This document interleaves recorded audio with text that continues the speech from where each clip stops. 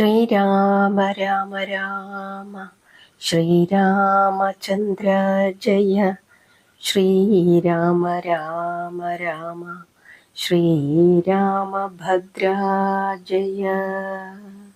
ഹരിശ്രീ ഗണപതയേ നമഃ. അവിഘ്നമസ്തു.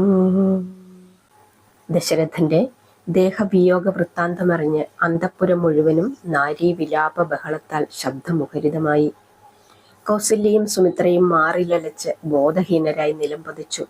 കൈകേയി വിവർണവദനയായി ഒരു ശിലാസ്തംഭം കണക്കെ നിന്നുപോയി.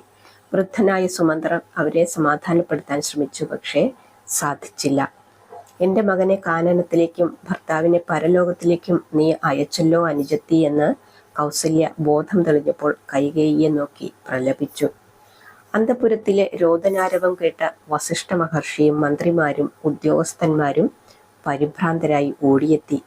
രാജധാനി മുഴുവനും പൗരാവലികളെ കൊണ്ടു നിറഞ്ഞു. ഇനി അനന്തര കരണീയമെന്തെന്ന് സുമന്ത്രരും മറ്റ് മന്ത്രിപ്രവരന്മാരും പൗരമുഖ്യരുമായി ആലോചിച്ചു.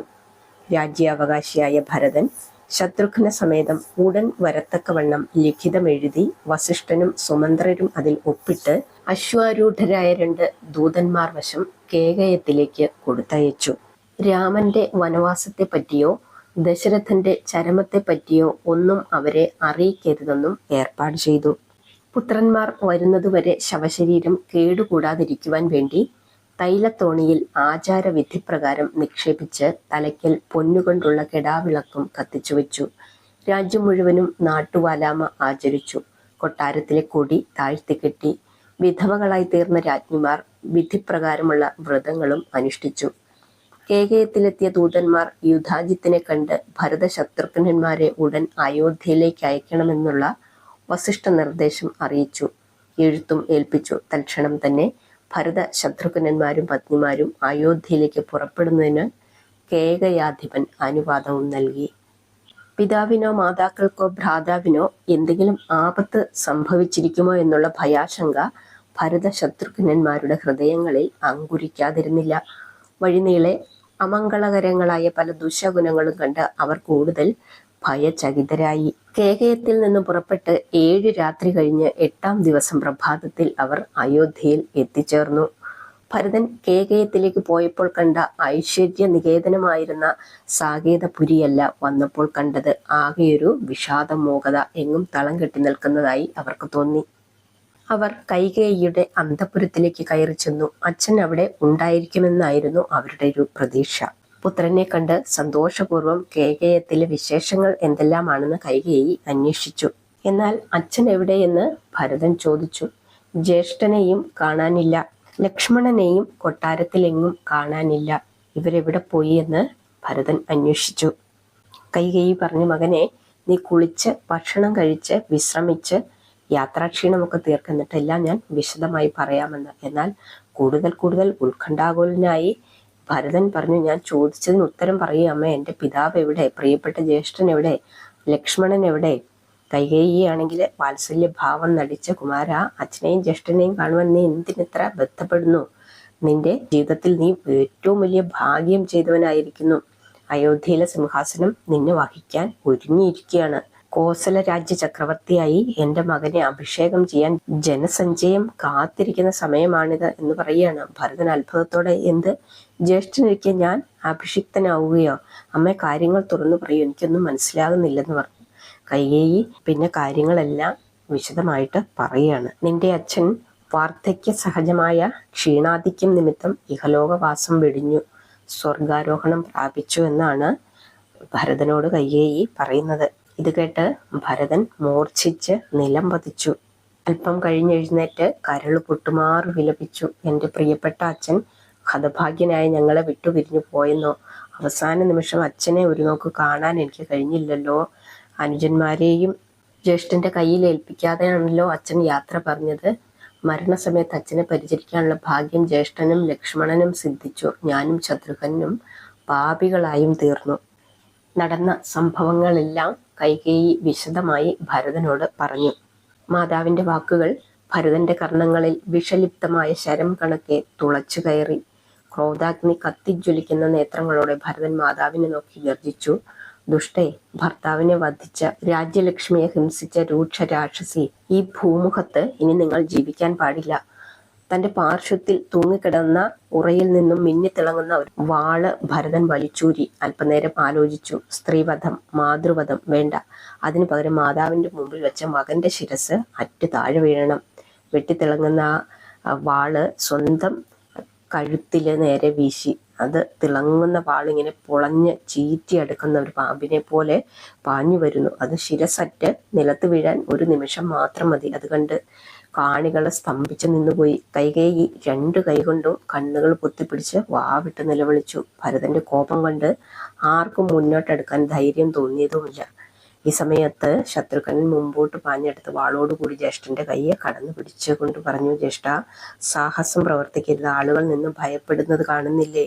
ഉടനെ ഭരതൻ ശത്രുഘ്നനോട് പറഞ്ഞു, നീ ഈ വാള് വാങ്ങി എൻ്റെ കഴുത്ത് മുറിച്ച് ദൂരെ തെറിപ്പിക്ക്. ഒട്ടും മടിക്കേണ്ട, വെട്ട്. രാജ്യമകുടം അണിഞ്ഞു കാണാൻ കൊതിച്ച ശിരസ് നിലത്ത് ചോരയിൽ കുളിച്ച് പന്തുപോലെ കിടന്ന് ഉരുളണം. അത് കണ്ട് എൻ്റെ അമ്മയായ രാക്ഷസി സന്തോഷിക്കട്ടെ എന്ന് പറഞ്ഞു. അപ്പോൾ ശത്രുഘ്നൻ പറഞ്ഞു, വന്നതെല്ലാം വന്നു, ജ്യേഷ്ഠനൊന്ന് ശാന്തനാകൂ എന്ന് പറഞ്ഞ് അദ്ദേഹത്തെ ശാന്തനാക്കാൻ ശ്രമിച്ചു. ഭരതന് സഹിക്കാൻ കഴിയുന്നില്ല. അച്ഛനെ ദയനീയമായി വധിച്ചു, ജ്യേഷ്ഠനെ വനത്തിൽ തള്ളി അയച്ചു. ഇനി എന്ത് ശാന്തത, എനിക്കത് സഹിക്കാൻ കഴിയുന്നില്ലെന്ന് പറഞ്ഞ്, ഇതിലും ഭേദം എന്നെ കൊല്ലുകയായിരുന്നു എന്ന് പറഞ്ഞ് അദ്ദേഹം വല്ലാതെ സങ്കടപ്പെടുകയാണ്. അനന്തരം അശ്രുപൂർണ നേത്രരായിട്ട് ആ സഹോദരന്മാര് കൗസല്യയുടെ അന്തഃപുര മുറിയിലേക്ക് ചെന്നു. മെലിഞ്ഞ ശരീരത്തോടും നനഞ്ഞ കണ്ണുകളോടും കൂടി ഈശ്വരനാമജപത്തിൽ മുഴുകിയിരിക്കുന്ന ഹതഭാഗ്യയായ മാതാവിന്റെ മുമ്പില് ഭരതശത്രുഘ്നന്മാർ സാഷ്ടാംഗം പ്രണമിച്ചു. 2 പേരെയും കൗസല്യ പിടിച്ചെഴുന്നേൽപ്പിച്ച് വാത്സല്യപൂർവ്വം ആലിംഗനം ചെയ്തിട്ട് ഭരതനോട് പറയുകയാ, എൻ്റെ പൊന്നുമകൻ കേകയത്തിലേക്ക് പോയത് കാരണം പല കർമ്മദോഷങ്ങളും ഇവിടെ സംഭവിച്ചു. അച്ഛൻ പുത്രദുഃഖാർത്ഥനായി പാർത്ഥലം വെടിഞ്ഞു. രാമൻ ലക്ഷ്മണനും മൈഥിലിയും ഒരുമിച്ച് വൽക്കലവും ധരിച്ച് എന്നെ കദനക്കടലിൽ തള്ളി വനവാസത്തിനും ഗമിച്ചു. ഭരതൻ പറഞ്ഞു, അമ്മേ, എനിക്കിതിൽ യാതൊരു പങ്കുമില്ല, ഞാൻ നിരപരാധിയാണ്, എനിക്ക് മാപ്പ് തരണമെന്ന്. അപ്പോൾ കൗസല്യ പറയുകയാണ്, പൊന്നുമകനെ, നീ എന്തിനിങ്ങനെ മാപ്പ് ചോദിക്കുന്നു? ഇത് എനിക്കറിയാം, ഈ രാജ്യത്തിന് മുഴുവനും അറിയാം. നിന്റെ അമ്മയുടെയും ആ ദാസിയായ മന്ധരയുടെയും കുൽസിത ബുദ്ധിയാണെന്ന്. ഇത് കേട്ട് ശത്രുഘ്നൻ കോപത്തോടെ, ആ മന്ധരയെ ഇന്ന് ഞാൻ കൊല്ലും എന്ന് പറഞ്ഞുകൊണ്ട് ഓടിപ്പോയി മന്ധരയെ പിടിച്ചു വലിച്ചു കൊണ്ടുവന്നിട്ട് വാള് ഓങ്ങി കൊല്ലാനായിട്ട് ശ്രമിക്കുകയാണ്. അപ്പോൾ ആ സമയത്ത് കൗസല്യയും സുമിത്രയും കൂടി ബലമായിട്ട് പിടിച്ച് അവനെ അതിൽ നിന്നും പിന്തിരിപ്പിക്കുകയാണ്. കലുഷചിത്തയായ ഒരു സ്ത്രീയുടെ വാക്ക് കേട്ട് പിതാവ് ധർമ്മനീതികൾ വെടിഞ്ഞപ്പോൾ ശൂരതയുള്ള എൻ്റെ ജ്യേഷ്ഠൻ ലക്ഷ്മണൻ എന്തുകൊണ്ട് അത് എതിർത്തില്ല? അതെന്നെ അത്ഭുതപ്പെടുത്തുന്നു എന്ന് ശത്രുഘ്നൻ പറഞ്ഞു. അപ്പോൾ ഈ സമയത്ത് ഭരതൻ പറയുകയാണ്, ശത്രുഘ്ന, മറ്റൊന്നും ചിന്തിക്കാനില്ല. ധർമ്മനിഷ്ഠനായ നമ്മുടെ ജ്യേഷ്ഠൻ രാമഭദ്രൻ ലക്ഷ്മണനെ സമാധാനപ്പെടുത്തിയിരിക്കും. അതായിരിക്കണം അതിന് കാരണം. ഈ സമയം അവിടെ എത്തിയ കുലഗുരു കുമാരന്മാരെ ഉപദേശിച്ചു. അതിനുശേഷം അദ്ദേഹം പറഞ്ഞു, അച്ഛൻ്റെ ജഡം എണ്ണത്തോണിയിൽ കിടക്കുന്നു, അത് വേണ്ടവണ്ണം വിധിപ്രകാരം സംസ്കരിക്കണം. അതാണ് ഇനിയത്തെ നമ്മുടെ പ്രഥമവും പ്രധാനവുമായ കർത്തവ്യം. ഗുരുവിൻ്റെ ഉപദേശമനുസരിച്ച് അടുത്ത ദിവസം തന്നെ ഭരതൻ പിതാവിൻ്റെ ജഡസംസ്കാരാദി പിതൃകർമ്മങ്ങൾ ആരംഭിച്ചു.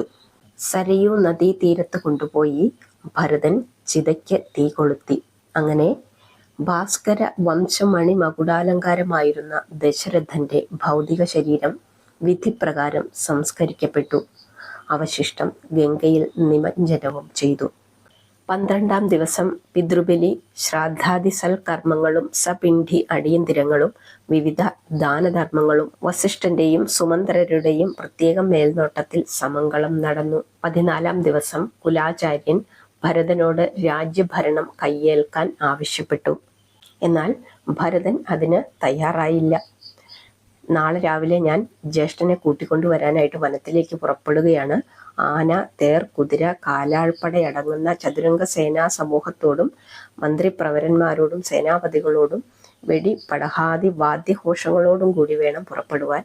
അയോധ്യാധിപതിയായ ശ്രീരാമചന്ദ്രനെ എതിരേറ്റു കൊണ്ടുവരാനാണ് പോകുന്നത്. അതുകൊണ്ട് അതിൻ്റെ മഹത്വമനുസരിച്ചുള്ള എല്ലാ ആർഭാടങ്ങളും ഉണ്ടായിരിക്കണം. കൈകേയി ഒഴിച്ച് ബാക്കി എല്ലാവരെയും വനത്തിലേക്ക് കൊണ്ടുപോകണമെന്നും താനും അനുജനായ ശത്രുഘ്നനും ഇനി ജ്യേഷ്ഠനെ പോലെ ജടാവൽക്കലം ധരിച്ച് ആണ് ജീവിക്കാൻ പോകുന്നതെന്നും ജ്യേഷ്ഠൻ തിരിച്ചു വരാതെ ഇനി താൻ ഒരിക്കലും തൽപ്പത്തിൽ ശയിക്കുകയില്ല എന്നും അദ്ദേഹം പറഞ്ഞു. ഈ സമയം സുമന്ത്രർ പറയുകയാണ് തന്നെയും കൂടി കാനനത്തിലേക്ക് കൊണ്ടുപോകണമെന്ന്. അപ്പോൾ ഭരതൻ പറഞ്ഞു, അങ്ങ് വരണ്ട, അങ്ങ് വന്നാൽ രാജ്യഭരണം നോക്കാൻ ആരാ ഉള്ളത്? അതുകൊണ്ട് അങ്ങ് ഞങ്ങൾക്ക് പിതൃതുല്യനാണ്. ഞങ്ങൾ തിരിച്ചു വരുമ്പോൾ ഞങ്ങളെ എതിരേക്കാനായിട്ട് അങ്ങ് മുൻപന്തിയിൽ ഉണ്ടായാൽ മതിയെന്ന്. ജ്യേഷ്ഠന്റെ പാദങ്ങളെ കണ്ണുനീര് കൊണ്ട് ഞാൻ അഭിഷേകം ചെയ്യും. എന്റെ കണ്ണുനീരാണ്. അത് കണ്ടാൽ ജ്യേഷ്ഠൻ എന്റെ കൂടെ വരും. ഈശ്വര, ഇങ്ങനെയൊരു സഹോദര സ്നേഹമുണ്ടോ? ആനന്ദാശ്രുക്കൾ പൊഴിച്ചുകൊണ്ട് വസിഷ്ഠൻ തന്നെത്താൻ പറഞ്ഞുപോയി. ഭരതന്റെ യാത്രാവിവരം അറിഞ്ഞ് ജനങ്ങളെല്ലാം ആവേശപൂർവ്വം ആ യാത്രയിൽ പങ്കുകൊള്ളാനായിട്ട് അവിടെ എത്തി. പിറ്റേ ദിവസം രാവിലെ തന്നെ ഭരതന്റെ യാത്ര ആരംഭിച്ചു. വസിഷ്ഠനും അരുന്ധതിയും രാജമാതാക്കളും വൃദ്ധ പൗരന്മാരും മന്ത്രിമാരും രഥങ്ങളിലും ആനപ്പുറത്തും കുതിരപ്പുറത്തുമായി മറ്റു സേനാപതികളും സൈനിക ഉദ്യോഗസ്ഥന്മാരും സഞ്ചരിച്ചു. ഭരതശത്രുഘ്നന്മാർ നഗ്നപാതരായി സാധാരണ ജനങ്ങളുടെ കൂടെ കാൽനടയായും നടന്നു. അങ്ങനെ യാത്രാ സമൂഹം ശൃംഗിവേരപുരത്തിൽ താവളമടിച്ചു. വിവരം ഗുഹനറിഞ്ഞു. ജ്യേഷ്ഠനെ കാനനത്തിലേക്ക് അയച്ച് രാജ്യം തട്ടിപ്പറിച്ചെടുത്ത ഭരതൻ രാമഭദ്രനെ ഇനിയും ദ്രോഹിക്കാനാണ് വരുന്നതെങ്കിൽ അവരെ അക്കരെ കടത്തിവിടാൻ പാടില്ല. അതുകൊണ്ട് തോണികൾ മുഴുവൻ ചങ്ങലയിട്ട് ബന്ധിക്കാൻ ആജ്ഞാപിച്ചു. അനന്തരം സത്യസ്ഥിതി എന്താണെന്ന് അറിയാനായിട്ട് ഗുഹന് വിനയത്തോടുകൂടി ഭരതസന്നിധിയിലെത്തി. അപ്പോൾ ചീരാംബരധാരിയായി ജടാമകുടം ചൂടി സദാ രാമനാമം ഉരുവിട്ടുകൊണ്ട് ഭക്തിയോടെ ഇരിക്കുന്ന ഭരതന്റെ മുമ്പിൽ ഗുഹൻ സാഷ്ടാംഗം പ്രണാമം ചെയ്തു. അത്യന്തം സ്നേഹവാത്സല്യത്തോടെ ആ നിഷാദ നേതാവിനെ പിടിച്ചെഴുന്നേൽപ്പിച്ചുകൊണ്ട് ഭരതൻ ചോദിച്ചു, അല്ലയോ ശൃംഗിവേരാധിപ, എൻ്റെ ജ്യേഷ്ഠൻ എവിടെയാണ്? എനിക്ക് അദ്ദേഹത്തെ കാണിച്ചു തരണം. അദ്ദേഹത്തെ കാണാനും കൂട്ടിക്കൊണ്ടു പോകാനുമാണ് ഞാൻ വന്നിരിക്കുന്നത്. അദ്ദേഹം താമസിക്കുന്ന പുണ്യസ്ഥലം എവിടെയാണെന്ന് എന്നെ ഒന്ന് കാണിച്ചു തരൂ എന്ന് പറഞ്ഞു. അപ്പോൾ ഭരതന്റെ ഈ വാക്കുകൾ കേട്ട് ഗുഹന്റെ സംശയങ്ങളെല്ലാം തീർന്നു. അങ്ങനെ ഗുഹൻ നദി കടത്തി അവർ ചതുരംഗപ്പടയിലെ ആന, കുതിര, തേര് എന്നിവയെ ഇക്കരെ നിർത്തിയിട്ടാണ് അവർ നദി കടന്നത്. പോകും വഴി ഗുഹൻ പറഞ്ഞു, ജ്യേഷ്ഠൻ തിരുവടികൾ കയറിയ തോണിയും ഇതുതന്നെയാണ്. അടിയൻ തന്നെയാണ് അന്നും ഈ തോണി തുഴഞ്ഞത്. ഇത് കേട്ട് ഭരതന്റെ നേത്രങ്ങളിൽ നിന്നും പളുങ്കുമണികൾ പോലെയുള്ള ബാഷ്പബിന്ദുക്കൾ അടർന്നു വീണു. അങ്ങനെ അവർ ഭരദ്വാജ ആശ്രമത്തിലേക്ക് കയറി ചെന്നു. ഭരതനും ശത്രുഘ്നനും മാത്രമാണ് അവിടേക്ക് കയറി ചെന്നത്. അപ്പോൾ മാമുനിപ്രവരൻ അവരെ സ്വീകരിച്ചിട്ട് ചോദിച്ചു, എന്താ രാജകുമാര, രാജ്യഭരണം ചെയ്യേണ്ട അങ്ങ് എന്താണ് ഈ വിധം ജടാവൽക്കലം പൂണ്ട് താപസവേഷത്തിൽ ഇറങ്ങിത്തിരിച്ചിരിക്കുന്നത് എന്ന്. വലിയ പടയോടും ജനാവലിയോടും കൂടി ഈ വനാന്തരത്തിൽ വരാൻ എന്താണ് കാരണം? ഭരതൻ പറഞ്ഞു, സർവ്വ അപരാധങ്ങളും എൻ്റെ ജ്യേഷ്ഠന്റെ പാദങ്ങളിൽ സമർപ്പിച്ച് അദ്ദേഹത്തെ കൂട്ടിക്കൊണ്ടു പോകുവാനാണ്.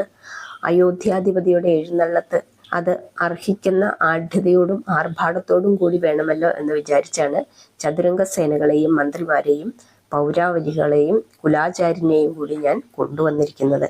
ഇത് കേട്ട ഭരദ്വാജൻ പറഞ്ഞു, കുമാര, രാമനെ അനുഗമിക്കുന്ന ലക്ഷ്മണനേക്കാൾ രാമനോട് സ്നേഹക്കൂടുതൽ നിനക്കാണ്. നീ സഹോദര സ്നേഹത്തിന്റെ മൂർത്തിഭാവമാണ്. നിനക്ക് നന്മയുണ്ടാവട്ടെ. ഭരദ്വാജൻ ആശ്രമപ്രാന്തത്തിൽ വിശ്രമിച്ചു കൊണ്ടിരുന്ന വസിഷ്ഠ മഹർഷിയെയും അരുന്ധതി ദേവിയെയും രാജമാതാക്കളെയും ക്ഷണിച്ച് ആശ്രമത്തിൽ കൊണ്ടുവന്ന് ഉപചാരപൂർവ്വം സൽക്കരിച്ചു. കാമധേനുവിന്റെ സഹായത്താൽ ബൃഹസ്പതി നന്ദനൻ വിഭവസമൃദ്ധമായ ഭക്ഷണം അന്ന് എല്ലാവർക്കും നൽകി. അന്ന് രാത്രി ഭരദ്വാജാശ്രമത്തിൽ വിശ്രമിച്ചതിന് ശേഷം പിറ്റേ ദിവസം ഭരതനും പരിവാരങ്ങളും വസിഷ്ഠ സമേതം പുറപ്പെട്ട് ചിത്രകൂടാചലത്തിൽ എത്തി.